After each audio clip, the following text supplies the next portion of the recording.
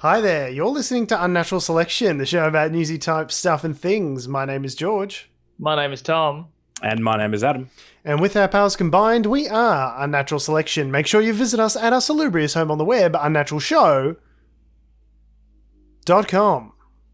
Now, That wasn't a lag, that was a pause for effect. yes, exactly right. Now, we have to fake the lag. You know it's a live show because if you are a very keen-eared listener of our Natural Selection and you've got your head pressed up against the glass, I don't know how you choose to listen to the show, you might notice that it is a live show and it is the weekend because in Australia, because you can hear a gentleman mowing in the background conveniently during the recording. You might be able to hear it. I don't know if I can. I can't hear it. So the question is, if no one hears the lawnmower, does it even exist? If a If a man's mowing his lawn in Melbourne, Victoria, and no one can hear it except his next door neighbour, is he even mowing it? Is he even mowing it? That's the kind of deep philosophical question you can expect on our Natural Selection. If you're mowing your lawn and you're not annoying anyone, are you even mowing your lawn? That's true. I don't think even the primary motive for mowing your lawn is really to reduce the height of your lawn as much as it is to piss off your neighbours who are hungover on a Sunday morning. But yeah. George, the sound of a lawnmower in the afternoon sun on a Sunday is part of the Australian soundscape, okay? If I was going to do a CD, I'd have John Farnham's You're the Voice and a lawnmower going just for half an hour by itself with some birds in the background. You need those two things to be playing at the same time, right? Because you've but you've also decided to put on your like iconic greatest hits of Aussie rock at the same time. Forgetting you can hear it while you're mowing a lawn. The good old Aussie battler music through your massive headphones, your earmuffs and the lawnmower. But by gum, you still got to play, You're the Voice as loud as you can. It doesn't count as a true Australian weekend unless you're playing Kaysan with a lawnmower going at 90 dB in the background. That's just Australia, okay? Yeah. Everyone knows that. And you can reward yourself with a VB afterwards. Dun, hard burst. I can't say words. It's a hard burst thirst. We are an ethical question. Ethical question. Oh, okay. So I was going to tell them what kind of podcast it is, but fuck them. No, I think you know what, they'll figure it out. Mm-hmm. We respect our audience's intelligence. They'll figure it out. Uh-huh. So we got a new couch, and the problem being is we already had couches, plural. Right. Hang on, this new couch, have you decided to display it vertically? Because that's the old choice for a new couch. It's outside the box. Yeah. But you're not going to Sydney, Adam. I'm sorry. Let's mon you up, piece. The couch. Yeah. It's a no from me, dog. What do you do? How do you get rid of couches when you're in lockdown if you've also bought a new couch? Because turns out not many people on Gumtree are buying stuff because lockdown. Just give it away, or put it like if your old. How trash is your previous couch? I mean, it has some slight damage to the left-hand corner of the arm from the cat scratching. Okay. Otherwise, it's in pretty good condition. No, I need a metaphor. Like, can you on a scale of 1 to 10, 1 being not trash, 10 being, like a Kiss album or something like that, like true trash. Where does it fit on the spectrum? So 1's good, right? 1's good, 10 bad. It's a 3 or okay. Maybe a 4. I reckon just give it away on Gumtree or give it away for. I'm trying that. That's the point. No one wants to for free. Can't get anything. You can't even give it away. No one's allowed in everyone's houses. I think you might just need to put it out and just fate. Well, yeah, that's let fate take its course. Technique. I guess depending on the neighborhood, you just put it outside with a sign that just says "free couch" on it. It'll be gone. Look, make it a funny. You make it a funny note. You want to catch interest. Free couch. Please take only one. Something like that. Yeah, guys. That's look, good. I'm trying my best to stimulate the economy. Okay, which is really my segue going into our budget talk. As George was about to say, it is a news and comedy podcast, but we're going to talk about the budget because that's really funny. Wonderful time of the year. May. Budget time. It's still May, right? Yeah, Christmas in October. So yeah, we are a news and comedy podcast, as Adam mentioned. The budget, of course, being all news, no comedy, but we're going to do our best with it. So there was a budget, and it was full of numbers. There were lots of numbers, lots of money. Mm-hmm. Whether that money is real or in our imaginations, no one really knows. All money's made up, Adam. It's not real. Like there's a lot of money. We're talking nearly $1 trillion of net debt, as they say, will be accrued. Yeah, I thought we're going to hit $1 trillion deficit or something. I mean, let's be in 10 years or something like that. 2024, Tom. So not that far away. Yes, I was way off. And look, let's be fair. It's $966 billion, not $1 trillion. What's a $44 billion? Nah, don't worry about it. What's $44 billion between friends? Which is 44%. It will be 40, as they estimate, 44% of our gross domestic product at that point. So. I do have a little primer on exactly what the changes are going to look like. So I can do a little screen share and we can see that all together if you like through the wonders of science. Oh, it'll be like a Netflix viewing party. Do you have that sound effect where when you hear the sound, turn this page? Or turn the page when you hear this. I can't say that I have that just on file. No, well, Tom, what are you doing? We had this in our production meeting the other week. That's fair. You were the new sound effects guy. Yeah. Okay, it's freaking out a little bit, but I think we got there in the end. Can you guys see that okay?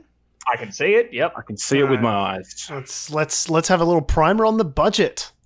Through great trials come gigantic numbers. And this budget is all about building our economy, securing our future and getting more people back to work. The budget's cushioning COVID's blows, but is burdened as nothing ever seen before.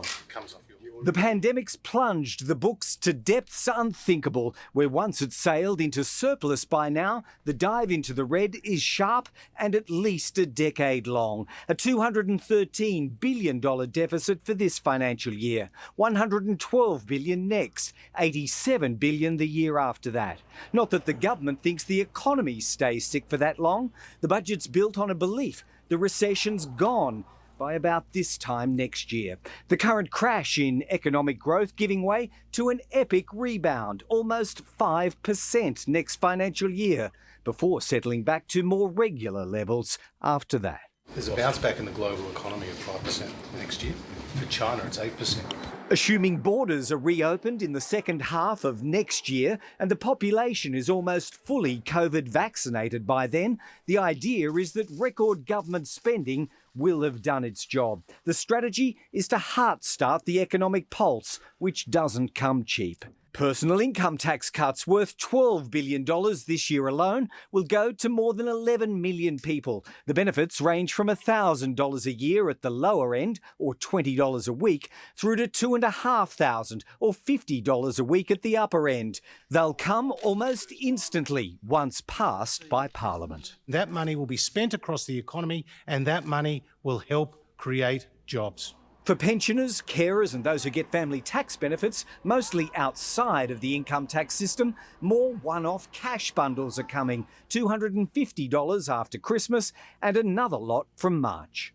Almost every action comes with an expectation that people spend, the money goes around and jobs are created or supported. The estimate is for 1 million jobs to be created in 4 years, and about half of that number of positions again to be supported through wage subsidies. Most are directed at the young, for 100,000 apprentices and trainees in a scheme that's already been foreshadowed, and now 2 new subsidies to sweeten the deal for employers to hire an estimated 450,000 young people without a job. They'd get $200 a week if they're aged 16 to 29 or $100 a week if aged 30 to 35. All have to do at least 20 hours of work a week. Total cost, $4 billion. We are maximising the opportunity for every young Australian today and into the future to get ahead. payroll support isn't the only leg up for business. A massive tax write-off on equipment, assets and losses is coming in from tonight. It'll go to almost every business in the land, costing a whopping $26 billion over the next 4 years. It comes with a second scheme, allowing around 1 million firms to write off losses. The tax foregone there, almost $5 billion. Yeah, so I feel as though that's a pretty good sort of indicator snapshot of the winners and losers of the budget. It's so bad that they call us that. The winners and losers. There's the people who win and the people getting fucked. Are you one of the fuckies? Tune in tonight to find out. Yeah. There are other things in the budget as well. They've spent a lot of money and there's a lot in it. But yeah, I think that's probably the main thrust of most of the main measures. Yeah. The big thing that struck, came, the words, Tom, the thing that stuck out to me, both from my sort of base understanding of what I've read about the budget and then also from other people's analyses around, is that it makes some pretty big assumptions in its plan. And those assumptions are some really major things that are definitely not guaranteed, and to guarantee them is risky as fuck. Yeah. Predominantly, that there's a vaccine for COVID-19 by this time next year. That's a big one. That's a big one. That's a big one. Rolled out. And also... And that you can roll it out. Yeah, and that you can roll it out. But then that also that borders and restrictions on movement and work and stuff are gone by Christmas. Yeah. 2 months from now. Yeah. That's also a big assumption. That's a big one. That's another big one. And if those things don't come to pass, this plan doesn't work. Josh Frydenberg had these questions put to him in his National Press Club and I'm speech. sure he answered them head on. Truthfully and forthrightly. Truthfully and with clarity, and did not dodge a single one, nor did he reject the premise of any question. No, look, he answered them in a roundabout way. Basically, that doesn't sound like him. With roundabouts about them is they go in circles. So there's about 6 months worth of redundancy, I think, built into the budget either way. And their assumptions are based on the finance department or whatever, the Treasury's consultations with the health department. Mm-hmm. So as to how what those consultations are, what that is based on, who actually knows. One journalist asked him point blank, did you consult with this particular organisation? Basically, the Treasurer couldn't answer it, which is probably makes sense. He's probably not looking at that low level stuff, but you're right. The assumptions that it's making are pretty big assumptions. Pretty big. And in fact, they'll have to revise things if it... Well, and it feels almost dangerous in that kind of way, because to base your... this is me getting a little bit tinfoil hatty, but also maybe not too tinfoil, because we know how much the Liberal federal government is very not happy with our Labor state government handling the lockdown, and and the very liberal focused right wing press also reflect that it seems a big thing of the budget that's gonna fix everything, quote unquote, is relying on the idea that we're out of lockdown by Christmas, Victoria. Then it's a bit of strong arming in that way, little right? wink, wink, nudge, nudge, hold a gun to your head. Kind of thing. It's a little bit of wink, wink, nudge, nudge, waterboarding.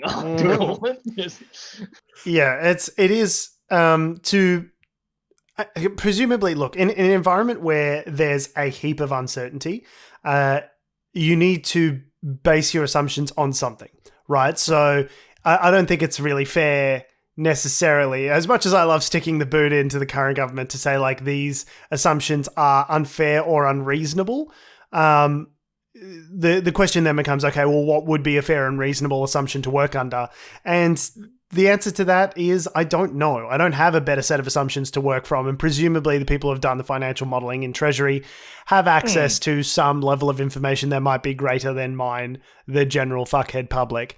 However, to assume a 4.75% growth rate would in modern economic times is sort of unprecedented. I mean, I guess part of that is, we've experienced a big drop off. And so to recover from that perspective, you'd have a higher growth rate than just maintaining year-on-year growth, right? So if you've had a recession, you've had a contraction in the size of the economy, it's going to be easier to grow 4.5% from a smaller size than it is to go 4.5% year-on-year every year from an increasingly larger size. And also the stimulus measures and other stuff that they're wanting to propel that growth, which won't be there in the future. But it does seem ballsy to assume that, like, she'll be right within a year. And I'm just like, I don't know. I don't know where you get the confidence for that, because I'm not confident that it'll be over in a year, that we will have universal vaccine coverage, that we will have restrictions eased by Christmas. These are things of which I am not certain. So I would like to see that maybe a little bit more information about the basis, the underlying information that has gone into crafting these assumptions. I don't think you'll get it. To be honest. I will not. There seems to be certainty and assumptions in kind of like the mob version of certainty. It's just the thing of like, what are you basing this on? The borders will be open at Christmas. It'd be a shame if something happened to them. But if we do blah blah blah, I don't think you're hearing me. Like, I've been watching too much of The Sopranos, but it's just like it seems to be they're trying to trying to twist their arms a little bit. And it's also, I know we talk about this all the time, I guess, whenever there's any kind of talk of the budget or tax cuts and all that sort of stuff. It just, and maybe, George, you're far more like of financial legislation more savvy than I am. But, just in the sense what are you setting me up for, Tom? Well, no, I can't think of even like a decent sounding spin bullshit reason that when you're talking about wanting to get people spending more money, to be giving like a higher tax cut to people with a higher income bracket compared to lower, right? Yeah. Just, I know maybe this is me being like socialist maniac, but just I think that a person on a higher wage getting a smaller tax cut are still going to be spending money in the economy because they're on a higher wage, so they have more disposable income from the start. And a person on a lower income bracket getting a larger tax cut so they get more of their tax back, having more money to spend, means more people spending money in an economy rather than the other way around, where it just seems to be, let's give more tax cut to the richer people so they can spend more in the economy and poor people can still get fucked. Tom, I'd like to take this moment to congratulate you, because you've actually perfectly understood the problem. So it is, yes, you will receive a larger net benefit, presumably, if... because we have a progressive tax system here in Australia, right? What that means is the more you earn, the more you pay in tax. So between $18,000 and $35,000 or whatever it is, you pay a certain percentage in tax. And then above that, you pay a certain higher percentage in tax for dollars earned over that threshold, and so on and so forth. So, for the largest benefit to accrue to the people earning the most, people earning $140,000 or $200,000, as it was in that example from that video earlier, to get the majority of the benefit, doesn't make sense, because you as a high earner can only wear one pair of pants at a time. You can only eat one lunch per day. There are not necessarily additional opportunities for you to go and spend the money in a way that stimulates the economy, in a way that... what you're buying. It depends, but... Yes. But your participation in the economy as a person earning $140,000 a year is not predicated on you having money in your pocket for once. So in that sense, tax cuts like this are inherently sort of regressive, because the people earning the least are the ones that could benefit the most.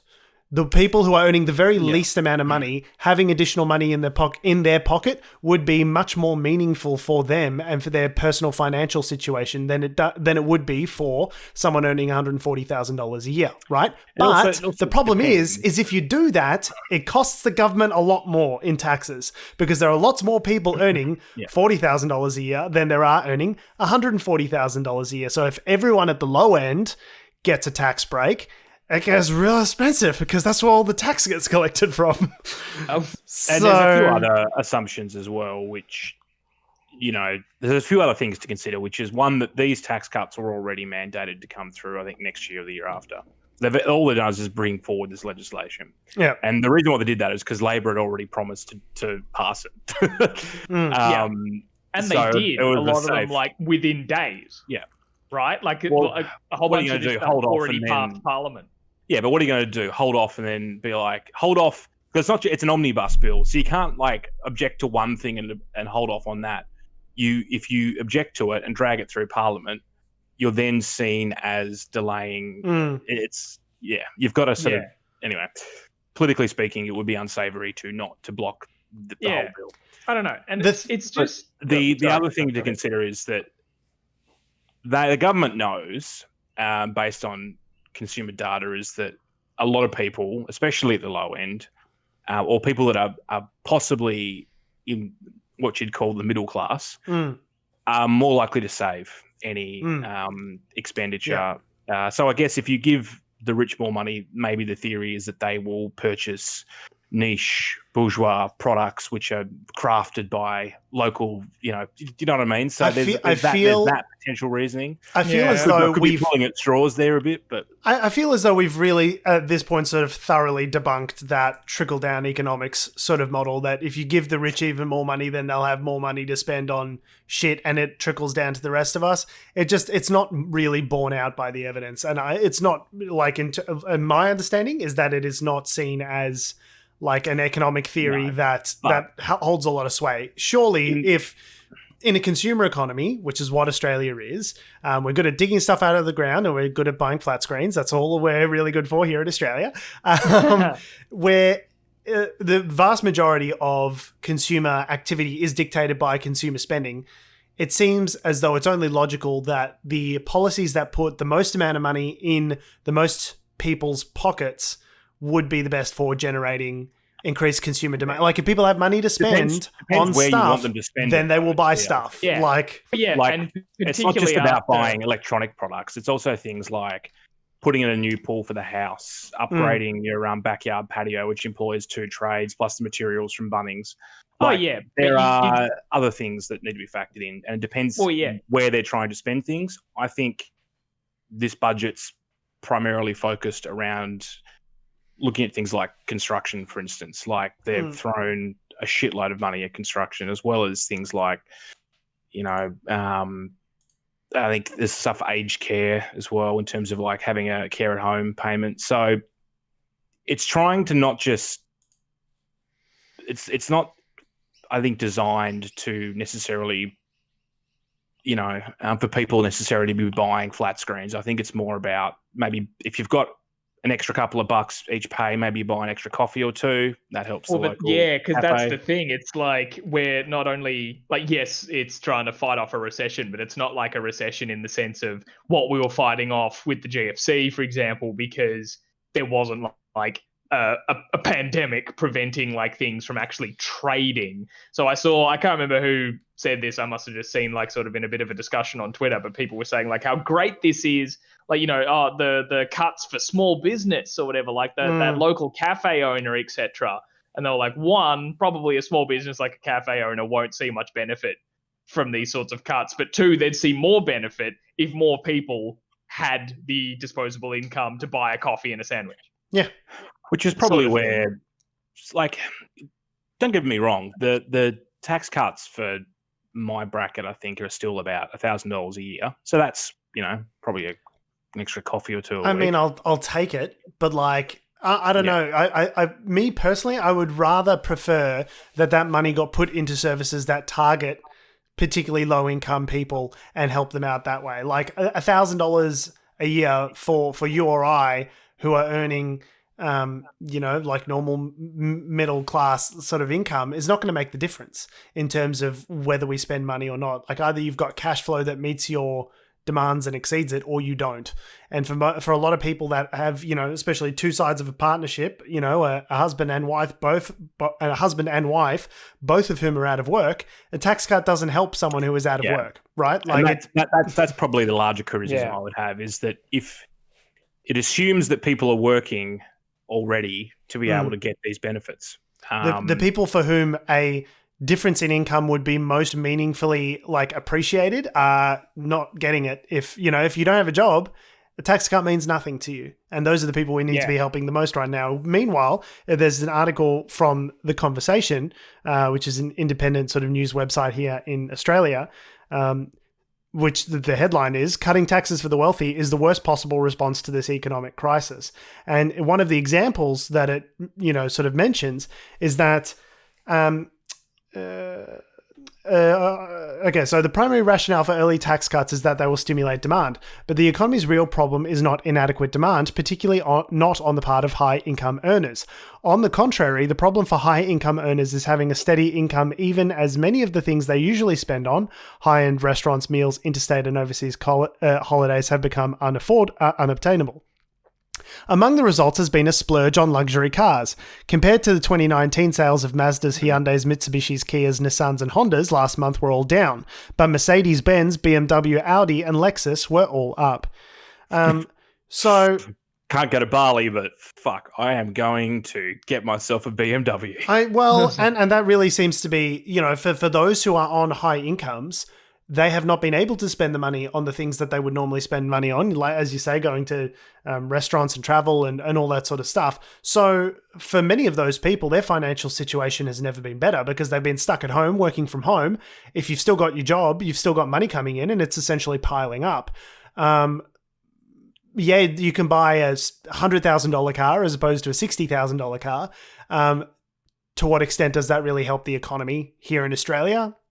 I think it's manufactured. Where they're not manufactured, and we don't have, it's not as though you've got repairs for, Ferraris or, like that makes up such a infinitesimally small fraction of the economy that it's like, it's not the same thing as 1,000 people going out and buying 1,000 liters of milk each. It just doesn't have the same impact on the economy because it's all concentrated in one area. The rich are not. If you're rich right now, it's not you're not the problem. The problem in the economy is for a bunch of people that don't have jobs, they don't have income. We need to support these people if we want them to buy stuff. I mean, I don't. Like, I'm not going to say no to the tax cuts, if that makes sense. Like, I'm not objecting to them. I guess it's really around, again, how they think the money will be spent and what assumptions they've made on that. And I'm not. Maybe they haven't thought that far ahead. Maybe they just literally went, well, that's the percentage, and away we go. I think it's ideological. It's the scaling of it. It's the scaling of it that's just whack for me. Like, particularly when, like, at the brackets that they choose, like, not ignoring the fact that it's like the less you earn, the less of a cut you get, because I guess that just ideologically breaks my brain. But I know that's like the argument as old as time when it's come to sort of left and right economic views. But the other sort of side of it is how wide the brackets can be. Because I think something like my tax bracket is anywhere from like something like 50K to the 120 or whatever. 50 to 90, 44 to 90, I think, something like that. 44 to 90? I might be wrong. Okay, well, sorry. Like, I thought it was quite wide in the sense that when I looked at it, I was like, wait, so I'm gonna get taxed at the same rate as not the same amount, but the same percentage as someone who's earning like double what I am effectively. And it's like, whoa, what? Like, that seems like it should be more segmented than that, because I think there's different ways they applied. I'm not sure the exact tax rates or anything like that in terms of how they're actually applying this. I know that the tax, because now they've passed it, the tax it will immediately, your next pay or the pay after it should immediately start appearing in your pay slip. And then I think when you do your tax, they backdated it to July. When you do your refund, you'll get a bit more of a hit. But whether or not that's a temporary,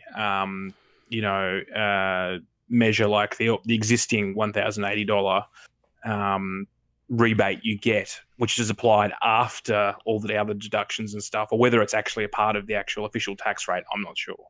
It depends what exactly is in the legislation. I am comforted, like, they did take pains during the actual announcement of the budget, where they talked about, funding places for women in STEM and things like that. Though, Tom, you noted before the show that some people mentioned it was a notoriously women unfriendly budget in some ways, even though they took great pains to emphasize the fact of how good it would be for women, perhaps, as a result of that. Well, yeah, because particularly, I guess it kind of boils down into some pretty, sort of sexist assumptions. But I suppose if the stats kind of show it, then it's a bit different. But how, as Adam, you said, it's very much like construction seems to be one of the baskets they're putting a lot of their eggs in.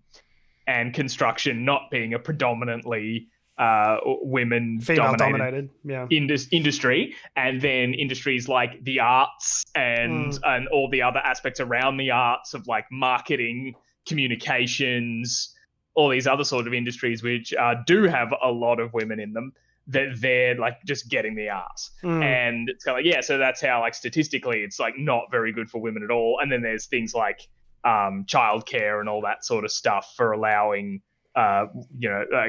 women to be back at work because of all the people who still do the nuclear family thing and all that sort of stuff. So, but yeah, there was someone, I can't remember who it was. I'd have to ask my partner because she's the one who saw it. But there was a female minister who, when questioned about how the budget was not very good for women, they said, no, I don't agree with that at all, because women, they can drive on the freeways we'll be constructing and all that sort of stuff. And it's swing and a miss. Nailed it. It's good. Yeah, it's good for women because they can use because they can enter the buildings that you got to construct. How else are they going to get to Chadston to shop? You know what I'm saying? It's just that doesn't.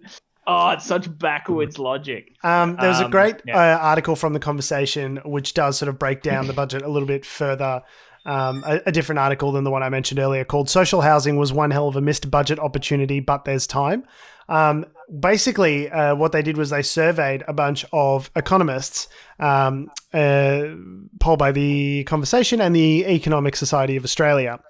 And essentially they said responses from 49 economists to the question, please nominate 4 programs you think would be the most effective for an intervention of a given size over the next 2 years. So basically asking economists, if you could pull the strings, what do you think would actually be most helpful to assist in the recovery? And number one, with 55% of the vote, is social housing, which received, as far as I'm aware, fucking $0 in terms of additional measures in the budget this time round. And by social housing, we mean publicly funded housing for people on low incomes, basically. Repairs or new builds for public housing. Yeah, essentially.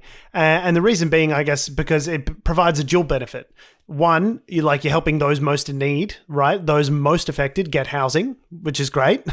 And obviously a lot of research has gone into the fact that if you can prevent people from ever dropping out of the workplace permanently in the first place, that, if you can get people to bounce back and start contributing to the economy again in a time of crisis, that is most best for most people in the long term.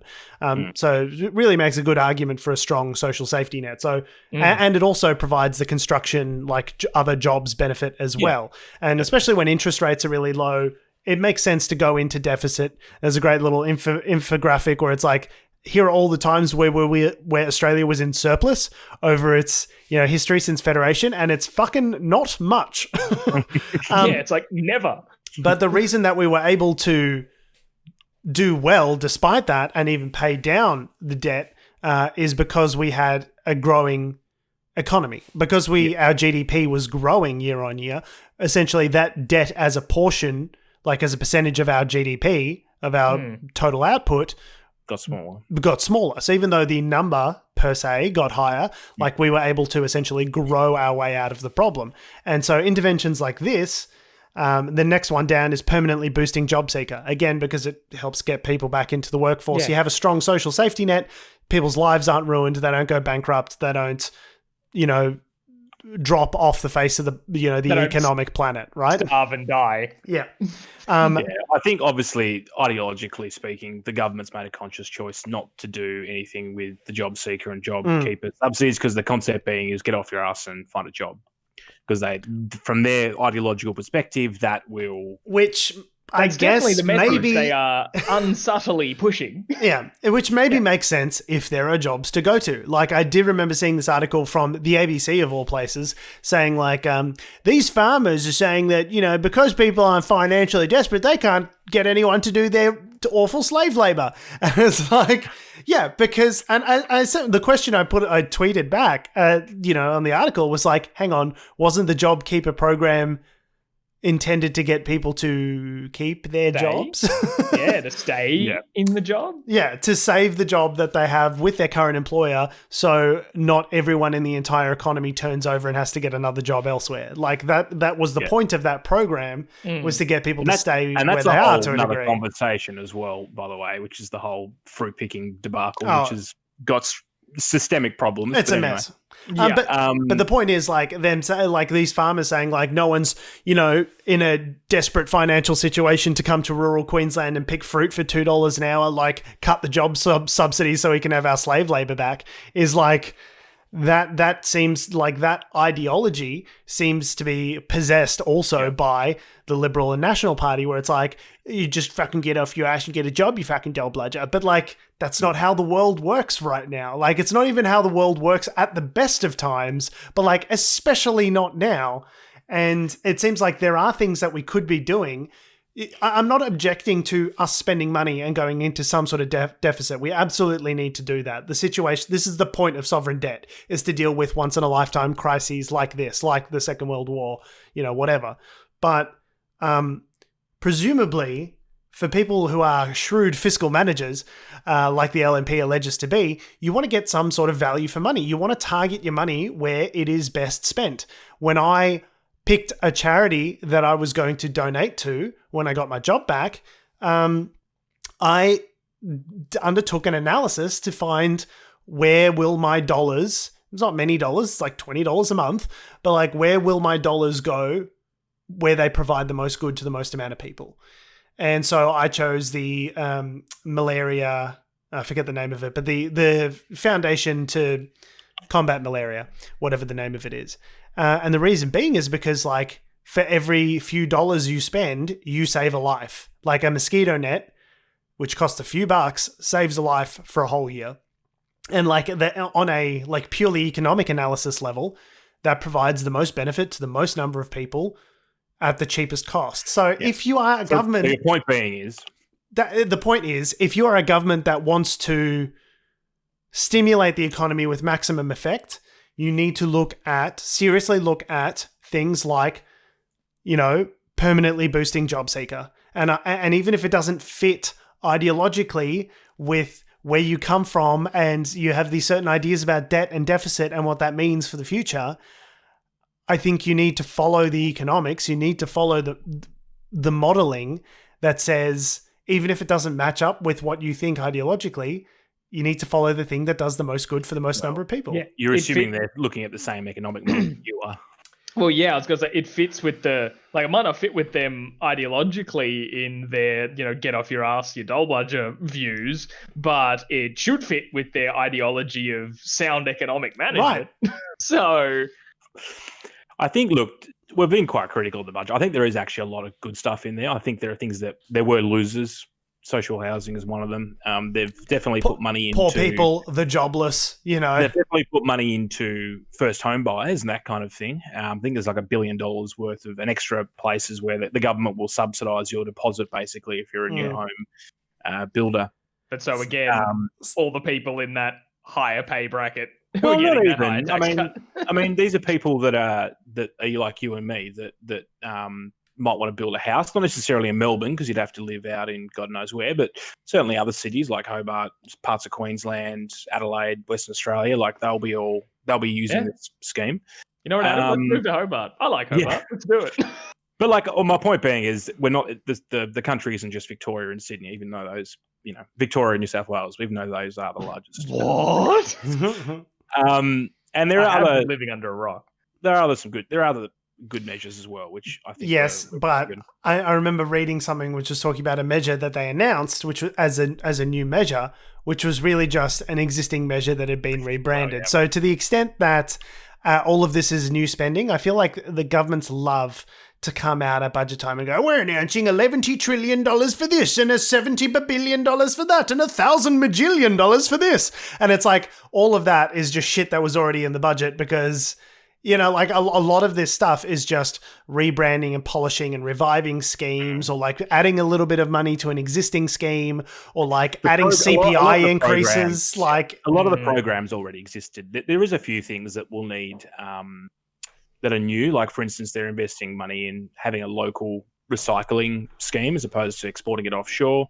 They want to, there's a whole raft of changes to superannuation in terms of the way that's going to be governed. And those will need, like I was talking to a friend about this, like how they'll set those schemes up and how they'll run those schemes will be very interesting because you probably will have to increase the size of the public service to be able to do that unless you're putting all your money in external consultants. I'm not sure. But yeah, but a large part of it is just expansions of already existing schemes. Like, for instance, the government insuring deposits and that kind of thing. That's already a scheme that was announced last budget. It betrays a certain lack of imagination. We've got friend of the show, David, writing in tax cuts. For 1 year, if you're a middle income earner, permanent if you're a high income earner. That the LNP have to hijack the economic dogma of the Keynesian left-wing economics is telling. That they don't understand how to do it properly is damning. Yes. Yeah. That about says it all. Sick burn. I love it.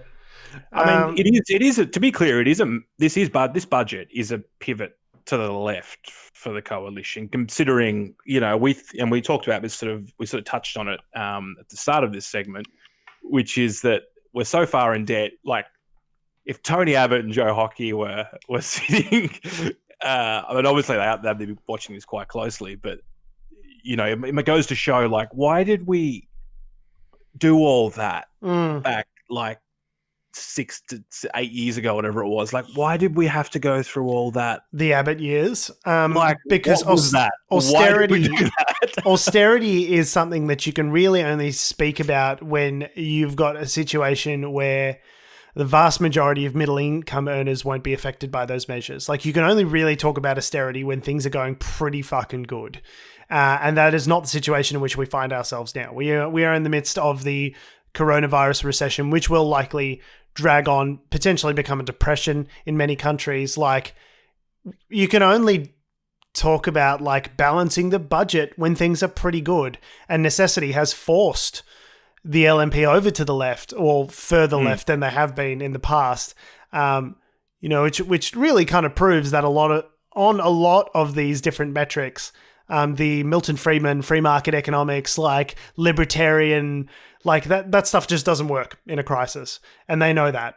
And all the economic advice goes to the contrary. So to the extent that they have been pushed over to somewhat to the left, like if you had have said to me a year ago, you know, Scott Morrison will get bullied into a wage subsidy for a year that allows people to, like, I would have said absolutely not. There's no way that would happen. So, yeah, it's better. It's better than nothing. And I think there's some stuff in there that can be good, but I do expect a shitload of like instant tax write-offs to be like thoroughly fucking abused by big business. Yeah. Like, that was probably my other point I wanted to make. I've actually written it down. Is that like in theory, they've effectively removed the cap on instant tax write-offs. This is my understanding. So like, what's stopping a business being like, I'm going to buy a fleet of 6 new cars? What for? They're for my business. Okay, write it off. Like, we're going to go buy. Sounds like economic activity for the office. Yeah, like, legit. Do you know what I mean? Like, that's going to be absolutely rorted. Absolutely rorted. And you're going to need to invest in the ATO to make sure that those kinds of things are monitored and sort of clamped down on, that you don't have people rorting the system. I'm convinced tax agents will help. Yes. You know what I mean? Yeah. I really think a year from now we're going to see a slew of stories about how these, like, you know, record levels of abuse of these kinds of tax write-offs, and I'm sure we'll see stories like that. I mean, it's good in some ways because it will make people go out and buy a new Audi for no reason. But like, anyway, I also like the fact that they're focusing on, younger people in terms of wage subsidies. That was good, actually. Wage subsidies, Yeah. can you imagine, 6 years ago, a coalition government being like, yes, we will do wage subsidies? We really want to help young people, says John Howard. What? So yeah, What are the you fuck? referring to the $200 hiring thing? Yeah. So That's basically, interesting. Again, Yeah. could be abused by businesses. Yes, will 'cause that's the thing absolutely be abused. Yeah, because that's the thing I've seen. It's like, I can't wait to see everyone lay off their 40-year-old workforce and hire 20-somethings for a younger wage and just pocket the $200 a month or a week or whatever. 100%. So Frydenberg was asked that at the National Press Club thing, and he's like, "No, there's a threshold and a means test, and not a means test, but he basically said there's a bar you have to jump over to be able to qualify for it." But he didn't go into too much depth on what those bars are and how they will work, and how high one has to jump to clear them. Yeah. Yeah. Like the bar is, do you have someone who works for you currently who's 40? Can you get rid of them and hire someone younger for less money? Sold. You've done it. Yeah. By God, you've done it. You crazy son of a bitch. But look, the idea that you would, like a liberal government, again, would incentivize, at the rate of $100, $200 a week in subsidies, the hiring of young people. If you had have told me that a year ago, I would have laughed. So, yeah, there is some stuff in there that's positive. I guess it's just a matter of how necessary do we have to make these changes to, how salient do we need to make the actual needs? How important do we have to sort of highlight those to be to the politicians in power before they will do something about it? Social housing is something that absolutely deserves attention. A permanent increase to job seeker has been talked about for 15 years at this point. What do we have to do? How do we have to organize to get these other issues in front of them? Not just because they are lefty ideological things, but also because economists say those are the things that will do the most good for the least amount of money. How do we make that front and center, I guess, is my question. Vote Labour in. There you go. There's the answer. Thank you, Adam. That's what I was trying to get at. So that's the budget. That's our budget 2020 rundown, which was probably factually inaccurate in a number of areas, but we did our best. There's a lot in it. Yeah, and We here at Unnatural Selection play fast and loose with the facts when we want to. Yeah, but not as fast and loose as Donald Trump. Oh, segue. Hot segue, George. Boom, boom. Boom, boom, boom. Donald Trump, not dead yet. At a hospital. Against all professional medical advice. Against all advice. Yeah.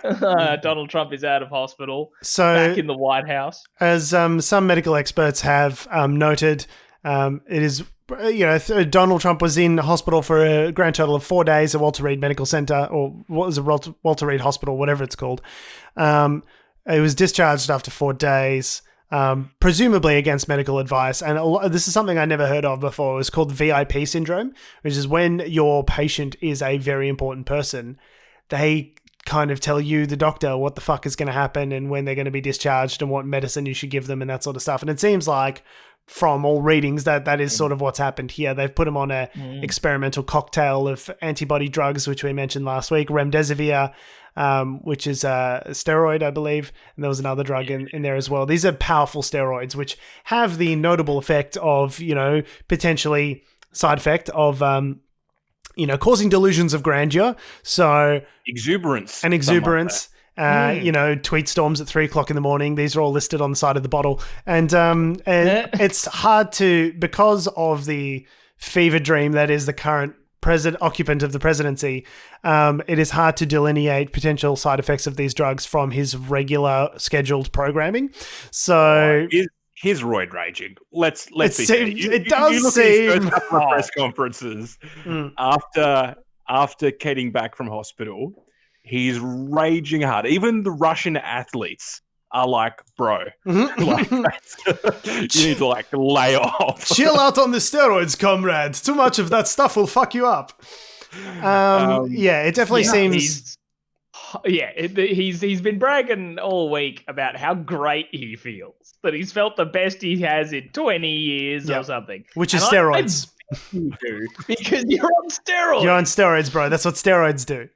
Yeah, they make you feel great. We should get some steroids. No. no. Yeah, it's just been a crazy week because everyone's been trying to discern when exactly Trump got coronavirus because it's a bit sketchy. They've said he got a positive test on, what was it, Thursday last week, US time, I think is when they've currently sort of said. But then they haven't been able to say when was the last time he was tested prior to that and got a negative result. They're just refusing to say.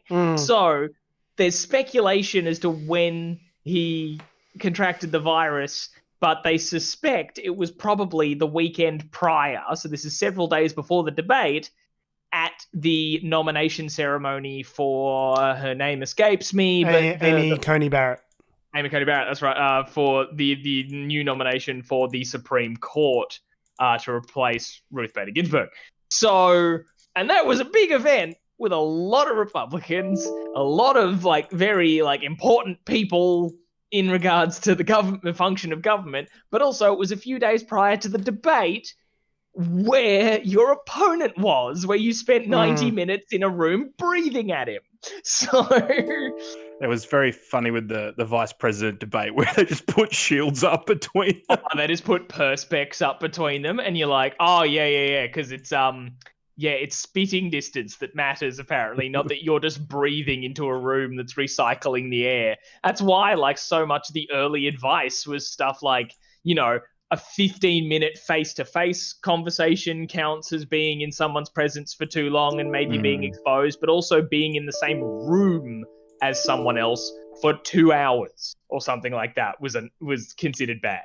So I think that was pretty conservative now, given some of the evidence that's out there. Exactly. Yeah. Are you going to stream something, George? Yeah, I was going to try and play the clip, but I'm having some issues with some fucking JavaScript error. Tom, would you mind playing the clip that I've got attached to the podcast? I episode? will give that a go. So in the ABC article. Yeah, so it's in the ABC, where it says maybe I'm immune. It's the first video right up the top. Yep. So hang on, I guess the clip that we're about to show is Donald Trump effectively just riffing, giving some philosophical what am I trying to say? Some ideas as to how not his usual measured works. Not his usual measured style, Adam. No, it's normally so even-handed. He is, and this was really him. Just I think yes, and take the ball. Let's see where it goes. Put it up on the board. All ideas are good ideas. There are no bad ideas. Which I think is pretty much his motto. That's what you want to do as the president of the free world. Is just brainstorm. Just throw some ideas up on the board and just put a pin in it and see what sticks. Let's see what he said. Can you guys see this? Seeing a little. It's thinking. Have you got it ready or? Oh, I went into full screen. Okay. Click play. Hit play. I'll get the audio at the very least. So.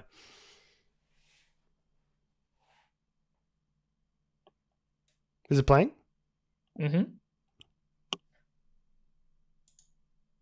No, I'm getting nothing.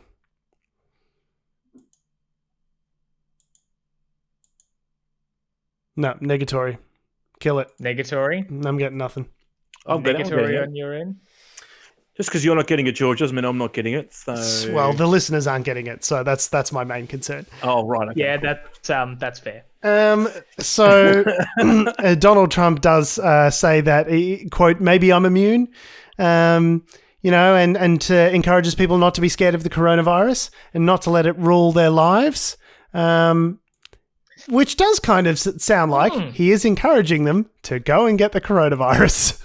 I could be crazy, but and that's what it sounds like to me. He's kind of implying that all the hundreds of thousands of people who've contracted and died of the virus in the States, just let it dominate them. They just lacked the willpower just little bitches. Not be overcome by this lethal pathogen. They just weren't American enough. That's the problem. You know what I mean? Oh, just not America, not like America first. Home of the brave. Yeah, got to be brave, not American enough. And just saying, hey, yeah, I might be immune to it. I don't know. Maybe that's how I beat it. Maybe I'm God. And on top of that, just talking about how great, maybe this wasn't in this particular clip, but in many others that is sort of done, where he said just how great all the medicine that they have is and how he can roll it out to everyone. It's like, well, yeah, because you've got fucking 50 army dudes who will move you to a state-of-the-art ICU and pump you full of experimental shit that'll make you better, apparently. So the quote is, we're going to beat it. We have the best medical equipment. We have the best medicines all developed recently. No, and you have the best medical equipment. When you say we, what you mean is I. Yes. Because you mean the low-income earner in Georgia who hasn't got private healthcare doesn't... Yeah, the 20 he means everyone named Donald Trump. Yes, except for Donald Trump Jr. Donald Trump Jr. The person in rural Georgia who the Trump administration is currently suing to try and get a case put in the Supreme Court to overturn Obamacare, which provides healthcare to 20 million Americans. That person isn't necessarily going to benefit from the cutting edge antibody cocktail, steroid. The thing is, as something that Dr. Norman Swan from CoronaCast was talking about recently, he hasn't actually received very good care. Like, yes, he has access to the best medical facilities in the world, and yes, he is the president, so there is they are motivated to, for him to survive. Yeah. But this is an unproven set of circumstances. He's been given powerful steroids that are only shown to be beneficial later in late stages of the disease. We will never really know if he is he has been released, if that has been successful because it's a thing that only kills 1% of people, or if it's a thing that was successful because Trump said it was successful because of these special medicines. He hasn't actually received the standard care that you're supposed to give coronavirus patients, and now it's just going to sort of encourage further disinformation and misinformation around this whole process. Yes. And also has spread it to everyone in the White House. So the press secretary has tested positive. Yeah. Stephen Miller, all these people. And also his Secret Service detail who was locked in with him during his little secret, not secret, his very well publicized at this point, little limo drive. Little joyride where he, sat and waved to his fans, but he's sitting in a hermetically sealed van with his fucking Secret Service agents who he's almost certainly exposed to the coronavirus. So, and he took off his mask before going back into the White House the other day, presumably, White House staff and people who work there and all these sorts of people have now been exposed as a result of the president is his own personal super spreader event. Everywhere that he goes, he's doing rallies and stuff. I think there's more cases in the White House than there are in New Zealand. Just at the moment. I know New Zealand actually tackled the problem really well, so it's kind of an unfair comparison, just to give you some perspective. Yeah. It's just how many cases he's caused. Yeah, I mean, obviously, he personally, not only because there's these normal delusions of, Donald Trump. Hard to distinguish him from his regular sort of modus operandi. But I guess the other thing that's going to be going on, both within the Republican circles as well, is if we take the foot off the brakes, Biden wins. So we have to get back on the front foot. We don't have time to sit there and hide away and be healthy. We've got to take the risk to be able to win the election and win at all costs. And again, when I say we, I mean you. Yeah. You have to die. Some of you may die, but that is a sacrifice that I am willing to make. And it's funny because they've cancelled the next debate. Because there was a bit of back and forth about this very sort of thing of you've been exposed to the coronavirus, and also the last one was an absolute shit show. So let's do it over Zoom, and then people can be muted while it's the other person's time to talk, and also it's socially distanced. And Trump was just I don't think he actually said it. He didn't reject that claim, as in replying to the committee that organizes he just the went debates. and did a rally instead. Well, no, he just called Fox News. And was talking to someone on there and was I'm not going to do that. That's a waste of my time. Because you can't just scream lies at people. Okay, of course you don't want to do it. And so then he said, no, let's do it in person. Let's push to just do the thing in person. And the committee was nah, we're just going to can it. Nope. I'm glad they didn't cave to that pressure. The thing is, he needs to debate at this stage because even Fox News polling has him down 10 points against Biden on a national level. So, which is a fair amount. Yeah, so it's Trump's to lose at this point. Trump's to it's Biden's to lose, is what I'm trying to say. Trump needs to every day that they are talking about coronavirus, every day that, like in the vice presidential debate, which occurred this week, where Kamala Harris hammers, what's his name? Whitey McWhiteface Pence. The Michelin Man. For every time she's hammering him on coronavirus and the amount of people that have died and how unsuccessful the economic recovery is going, like, as long as the conversation stays about that, Trump is losing. So he needs to find something to change the game and like getting back on the debate stage in person where he can yell and scream and say his bullshit is really his only way of hope of doing that. Give him a mouthpiece to be able to. Yeah. He's getting increasingly desperate, and something that Kamala Harris pointed out really adeptly during the vice presidential debate was that he owes $400 million to various stakeholders, and as long as he's in office, they can't come to collect. So for him, I really do think it is a matter of his own like political and economic survival that he wins this next election. And as soon as you get Donald Trump backed into a corner like that, I think you could see increasingly like desperate behavior. Desperate behavior and potentially with undemocratic results, like him straight up just stealing an election. I really think that could happen. That's part of why he wants to get I've already got her name again, under the Supreme Court. Amy Coney Barrett. Just wanting to stack it in that in case it comes down to the Supreme Court. Hysteria and lies about ballots being tossed and all that sort of stuff. He literally said at one point, like, it's going to be, with the ballots and we're going to need our person on the Supreme Court. Like, he more or less said, it may come down to an election where I contest the results and it goes to my Supreme Court and we need her for me to rule in my favor. Like, and like in a situation like that, like it sort of brings up, like House of Cards or something. Well, yeah, I was going to say, but like reminds you of the 2000 election with George Bush. Like that whole situation was basically like it came down to whether it was Bush or Gore, came down to the Supreme Court, which had been stacked by Bush's daddy. And so that was the defining moment that allowed him to be president, was based on this contested, ballot count in Florida, which then went to the Supreme Court. Like, this is a thing that happens. It's not useful for commentators to be like, oh, that'll never happen. I'm hearing a lot of naivete, a lot of Pollyanna bullshit from people being like, the institutions will work. He has to be gone on the 21st of Jan. He's gonna because America. And I'm There's like, also this thing called the Electoral College as well, which does its own thing. Yes. And remember 4 years ago when everyone said things would never happen, the system won't allow it. Yeah. And there's also, something that Adam alluded to there was that, people on the Electoral College, that there's nothing legally in the process that requires them to vote based on how I thought it depends on the state.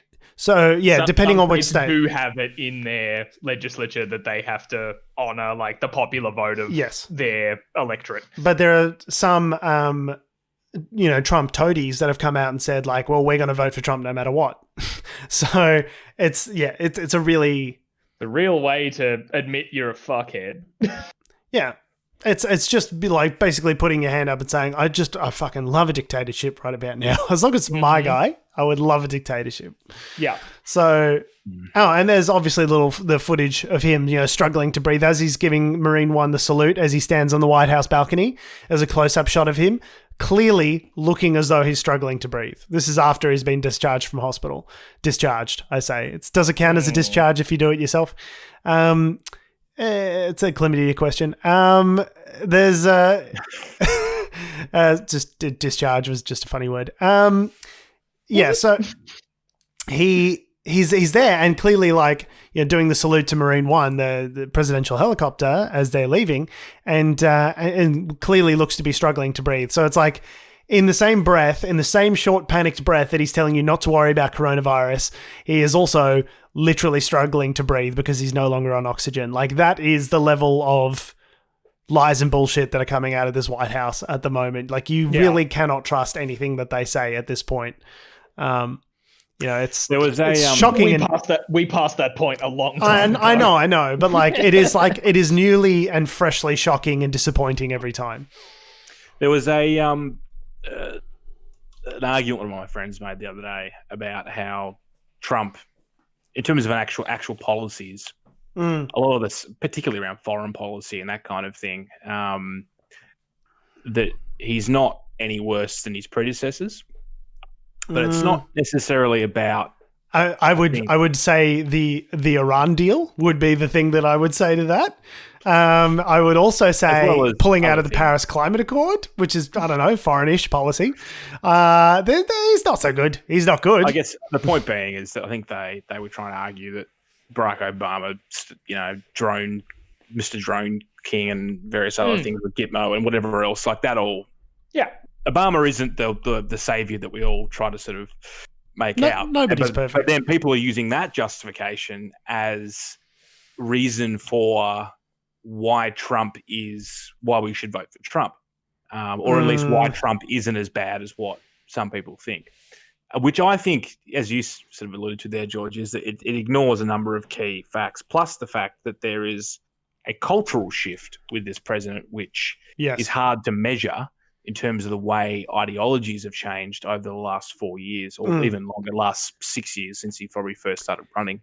I think it is inevitable that it has shifted the Overton window further towards the far right and has made views around white supremacy and racial into the conversation has made before it wasn't. Has made white supremacy in some areas mainstream. There was a bunch of white supremacists in I think it's Michigan that were arrested this week because they had a plan to abduct and assassinate the governor, a Democratic governor, Gretchen Whitmer.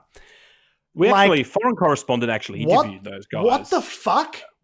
You are literally militarizing fucking right-wing extremists. Like, if that was a Republican governor, Fox News, the whole Fox News building would implode. It would just explode. It would be on fire from now until the heat death of the universe. That is a story that would never disappear from the news cycle. Fucking Democrats, Antifa, all the sort of shit that they talk about, the lefty, the left-wing militia, like Timothy McVeigh, who did the Oklahoma City bombings, right-wing militant. These guys who tried to assassinate Gretchen Whitmer, right-wing militants. There is a strain of violence in America. And I tell you what, it's not really coming from lefties that want racial justice. It's really coming from the right-wing militias. Like, overwhelmingly, that's what the FBI has said is their biggest terror concern at the moment, is right-wing, ASGO has said as much as well. That in Australia there's been an uptick of right-wing chatter and some pretty dangerous.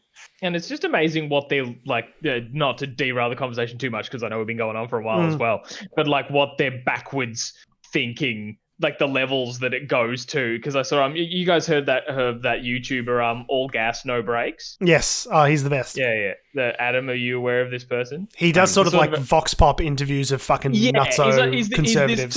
Is this tall guy who just goes to events, like often to things like We Believe in Aliens conventions and just like sort of places where you're going to find some out there characters, and just goes there with a mic and a camera and is just like, so tell me why you're here, and they'll say things about aliens and he'll just be like, okay, well that's interesting, and follow-up question, and just let them talk just to get like a raw impression of the people. So after what's been happening recently, particularly with the debate, he went to a rally for the Proud Boys, that like right-wing white supremacist group that Trump called out. I thought he told them to stand back and stand by. That seems like a pretty clear signal to me. But he went to one of their events and talks to a whole bunch of people, and they're all crazy. But he talked to the leader, who had some very interesting kind of perspectives to drop. One thing saying they can't be a white supremacist group because he himself isn't white.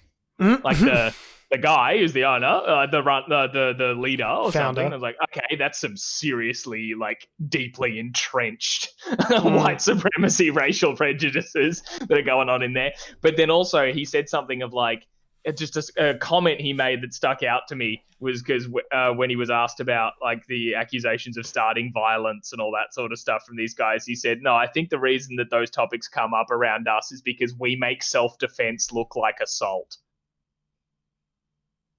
And he said that like that was like like that settles it. A Mm. Like, it's justification. kind of a thing of like, oh well, no, that's the thing. We just make self-defense look like assault. Just because we punch him What first. don't you get? What don't you get? And then he like intersplice this with footage of like fuckheads being like, "What is that? You with a camera?" And just beating the shit out of like some dude. It's like that's not self-defense. It's self-defense if someone's just there with a camera. A student journalist, no doubt. I just was- beat the shit out of them. I was defending myself against the camera. They call it shooting for a reason, Tom. Okay, completely fucking justified. And then he mate. also like spliced it in with them saying like, no, you know, we're all here. We just like we hate Antifa. Like it's not like racism or any of that sort of stuff. And then a journalist was saying like, oh, I was getting accosted. Like they were yelling at me, like saying that I'm Antifa, and I just said no, I'm press. Like here's my press pass. And they said, oh, you're Antifa press. She's like, I'm just a journalist. I'm here to cover the thing. And they said, oh, well, you're still an Arab. I'm like, yeah, so it's clearly a racism thing, you fuckheads. Mm. But the difference is they don't know they're racist. They just believe what they believe, which is part of the problem, obviously. That's why racists are racists. Yes. Yeah, I don't it's know very yet. cooked. I- But yes. What do you guys think? Like, say Trump does get voted out. I'm curious to hear your guys' thoughts as to what. So, say Trump is gone. What do we do with Trumpism after? What? How do you think this is going to play out? How do you think we should best combat this kind of sort of vitriol going forward? It really depends on. I think it would depend on what happens in America. I think other countries will take stock of because they're kind of the Western cultural leader.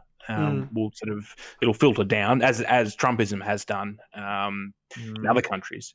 But I think it really just depends how if Trump loses, how the Republican movement reorganizes and how they decide to project their voice and how they use their voice, and whether or not it continues down the current line of sort of deliberately spreading false information and that kind of thing. If they sort of swing harder to that, then you'll probably find that it won't be much of a different. I guess the point being, what I'm trying to say is, it really depends who's got the loudest voice. I kind of feel like if you keep embarking down this path of like racist vitriolic nonsense, surely the demographics, like at a certain point where it is still a majority democratic process, what they've got over there in America. At a certain point, you're just going to isolate a certain number of voters to where like achieving power with that kind of rhetoric, with that kind of like as the demographics change and shift towards, you know, more women and Latinos and people of color and that sort of stuff. If that's the message of the Republicans will just never get power again. Like at a certain point, it's just you got to convince people to come and vote for you, right? That's the thing, is that they are good at that, even though they know their base is hard right. They're good at turning out a very small portion of people, which is this hard right, you know, white supremacist sort of base. And they've been doing that, you know, 2016 and sort of again to a certain extent in 2018. But like, that's not going to be a winning strategy in like 2030. It just isn't. Like the numbers aren't there. So what do they do? We hope so. Yeah. Tom, what are your thoughts? Well, that's the thing. I guess there's two kind of areas that we'd have to worry about, right? Because like in the assumption of Trump being gone and stuff like that, there's Trumpism at the social level, because, you know, there's, as people talk about with issues of like racism and sexism and things like that as well, it's all about, you know, calling people out, not being silent when you hear things and are engaging with people, and just not like, you know, not accepting it, kind of in that sense that that maybe then you can either change hearts and minds, or it pushes it back into being something that's not socially acceptable to be spouting like so many of them feel that they can. But when it comes to like the militarized, like violent kind of stuff, I honestly, I don't know, in like a sense of like what's something that's like, no, this is exactly what would be the best course of action. Like short of just, it has to be, you know, like prosecuted to the full extent of law, right? Like, you know, because there's so much of it, like, you know, Black Lives Matter protests happen, and everyone's calling them riots and all that sort of stuff, being like it's lawlessness and rioting and all that sort of stuff when it's protesting. But of course, whenever we see like the nut bar anti-5G or white supremacy kind of like riots and stuff, everyone's just like, oh, it's protesters and they aren't like met with force. So whether or not that will that'll just be the thing, right? Because police because they're corruption white. And issues, and because they're white. So that's my point. In that, it's enough for me. It's not enough for me to say like, well, yeah, we obviously need to arrest and like prosecute these terrorists when they do this, but they won't because of entrenched racism in various levels of society. I think there's a real ideological battle there, which I think could go. I don't think it's going to swing back to the left. Put it that way. I just think that we've come too far down the rabbit hole now, and it will be shaped by world events and people's own circumstances. We are becoming more individualistic in terms of our culture, not the other way around. That's true. Yeah, that aspect of it is getting worse, not better. I guess I'm sort of concerned that if we don't address the sort of the heart of the problem, and I think, like legislating against, some of the most heinous practices of social media would be a great place to start, and to stop this, disinformation from spreading like wildfire in the first place, and sort of recruiting people and sending them down the rabbit hole. Short of doing that, I really don't know what else we can do, because it just seems like this is an inevitable consequence of a polarized politics and a fragmented media environment, is that this is just sort of going to happen. And unless we start legislating against those, social media companies that allow it to happen in the first place, there's just basically nothing we can do about it, as far as I can tell. Like, as I said, who has the loudest voice, really, at the end of the day. On that happy note.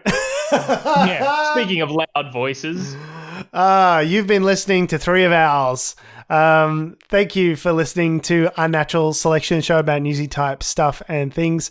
Make sure you visit us at our salubrious home on the web, unnaturalshow.com. Make sure you follow us on all the bullshit social medias that are ruining the world, that have, do, or ever will exist, at Unnatural Show. That's Facebook, Twitter, Instagram, and motherfucking TikTok and YouTube. Make sure you follow me on Instagram, Twitter, and TikTok at George Tsipos. You can follow me on Twitter at Tom D. Heath. You can follow me on Instagram at AC Doreen. And you can follow us all down to Facebook headquarters, where we'll be giving Mr. Zuckerberg a piece of our goddamn minds. Thanks for listening, guys. Love your faces. We will see you next week. Still streaming on Facebook. Guys, are we part of the problem? Almost certainly. We are the problem. We are the problem.